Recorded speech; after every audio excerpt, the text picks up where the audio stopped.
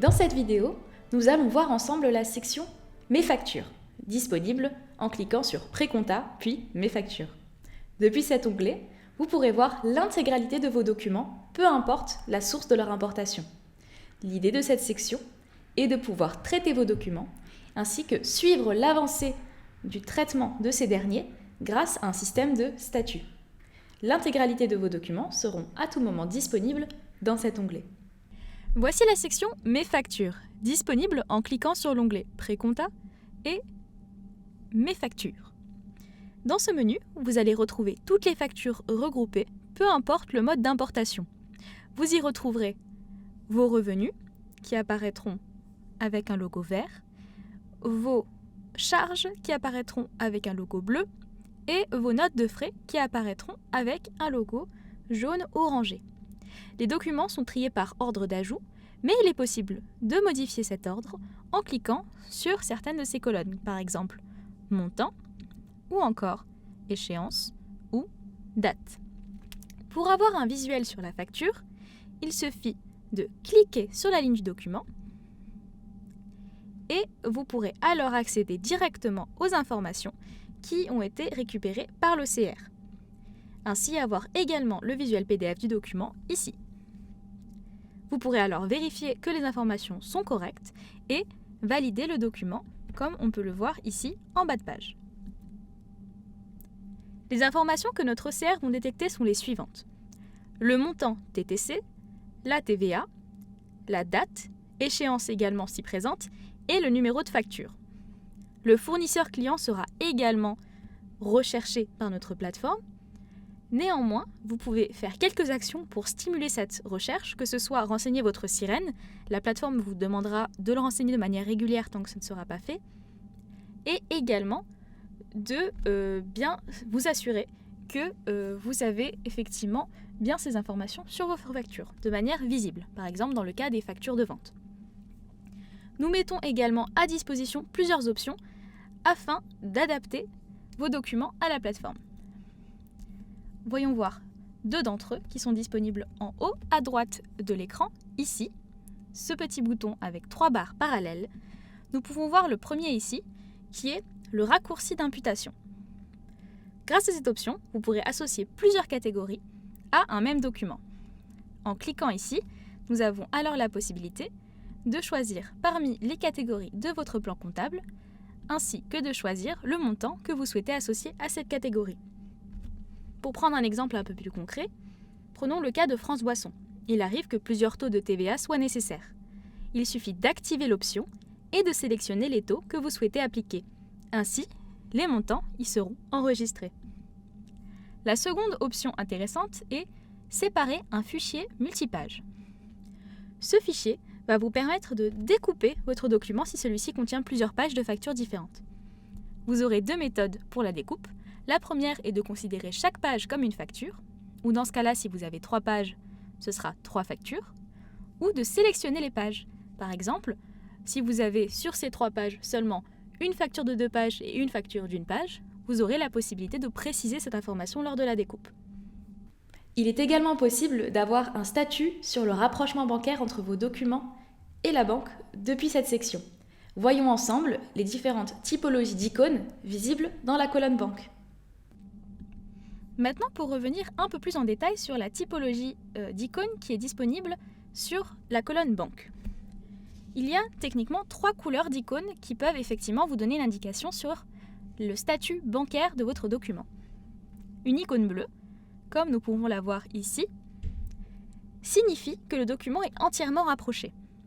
Une icône jaune, donc le même logo mais en jaune, vous confirme que le document est partiellement associé. Il est donc nécessaire d'associer le montant restant. Pour prendre un exemple, un document qui soit de 10 € et si vous n'avez effectivement associé que 5 € sur la facture, dans ce cas-là, c'est bien cette icône jaune qui apparaîtra. La troisième icône sera une icône rouge qui vous prévient que la date d'échéance est dépassée et que le document n'a toujours pas été rapproché. Il est alors peut-être nécessaire de vérifier si le paiement a vraiment eu lieu. La fonction filtre, plus généralement, vous permet de filtrer vos documents par rapport à différents critères. Fournisseur, Ainsi, vous ferez apparaître la liste de vos fournisseurs, clients, employés et tiers, type, débit ou crédit s'il s'agit d'une entrée ou d'une sortie, mais encore également vos méthodes de paiement, la catégorie comptable associée et plein d'autres. L'idée, c'est que vous puissiez filtrer vos documents et retrouver facilement les documents que vous cherchez. De plus, en combinant filtre et action, vous pouvez avoir des actions groupées sur certains documents. Je m'explique. Vous pouvez tout à fait, par exemple, filtrer tous les documents d'une catégorie, par exemple le carburant, et en cochant ici pour sélectionner l'intégralité de documents impactés, en l'occurrence, il n'y a pas d'exemple, mais c'est plus pour le concept en lui-même, vous pourrez ensuite cliquer ici sur l'action que vous souhaitez avoir, par exemple changer la catégorie si vous le souhaitez, y ajouter un tag que vous souhaitez définir, ou toute autre action que vous puissiez faire sur des documents en groupe, afin de simplifier et surtout d'avoir une action beaucoup plus rapide sur vos documents. Vous avez également accès à une barre de recherche ici, qui vous permet de rechercher par montant, par fournisseur ou par numéro de facture. En revenant sur vos factures ici, nous pouvons également voir une autre option, qui est l'option Report, ou l'option Rapport. Vous pouvez accéder à un rapport sur la sélection de documents que vous avez triés, et ainsi vous pouvez effectivement avoir un rapport et un détail sur cette section. Il s'agit d'un récapitulatif des montants sur le groupe de documents que vous avez filtré. Une sorte d'état des lieux de la balance, surtout dans le cas de fournisseurs et clients, où le rapport a été quelque peu adapté. Je m'explique. Quand on va du côté fournisseur, si nous cliquons sur un dossier par exemple celui d'Amazon, le rapport alors est quelque peu différent, où là effectivement on est plus sur un état d'étude du client ou du fournisseur en question. Vous avez également accès effectivement à ce genre de rapport côté client, mais également côté note de frais. Afin de mieux comprendre le statut de ces documents, voyons ensemble chacun d'entre eux et ce qu'ils signifient. Afin de faciliter le traitement des documents, nous avons également ajouté des sous-menus vous permettant de filtrer les documents par statut. Le premier, à traiter. Le document vient d'arriver sur la plateforme. Il faut vérifier qu'il a bien sa place dans votre comptabilité et que les informations récupérées par notre OCR sont bien correctes. Vous pourrez également y associer une catégorie de votre plan comptable et y préciser des infos supplémentaires si voulu. La deuxième section est la section à associer. Les informations de ce document sont donc correctes et le document est validé. Il reste à l'associer en banque. Dans le cas où la plateforme aurait déjà une proposition d'association, cette dernière apparaîtra directement sur le document.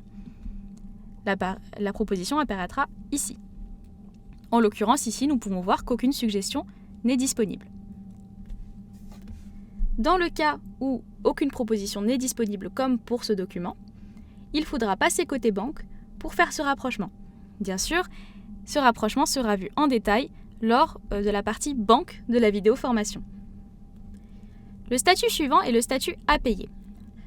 Ce statut est lié à notre nouvelle option paiement qui vous permet de payer via le menu Action et ces documents seront alors disponibles directement dans cet onglet Paiement.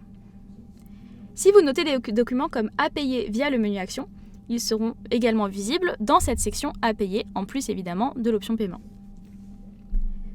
L'option à payer est également directement disponible sur le document, une fois que celui-ci est fait. Prenons un exemple, allons sur un document à associer, cliquons ici sur celui-ci, et l'option à payer apparaît juste là. De ce fait, le statut a changé, et si nous allons dans la section à payer, le document apparaîtra bel et bien. Le dernier statut est le statut validé et payé. Ce dernier confirme que vos documents sont validés. Ils sont rapprochés à une ligne de banque, que le paiement a été fait sur la plateforme ou qu'il a été fait en externe. Ce document est donc prêt à l'export. Le travail sur ce document est terminé. Nous proposons également un filtre à jour récent pour voir vos 30 derniers documents arriver sur l'outil, ainsi qu'une vision par dossier pour vos fournisseurs, vos clients et les notes de frais de vos collaborateurs, qui est effectivement la vision que je vous ai montrée un peu plus tôt avec la fameuse section rapport. Ces sections vous permettent d'avoir une meilleure visibilité sur vos balances, que ce soit client ou fournisseur, mais également avoir un suivi plus concret des lignes de banque et documents qui y sont associés. Et ainsi, nous avons fait le tour général sur la section Mes factures.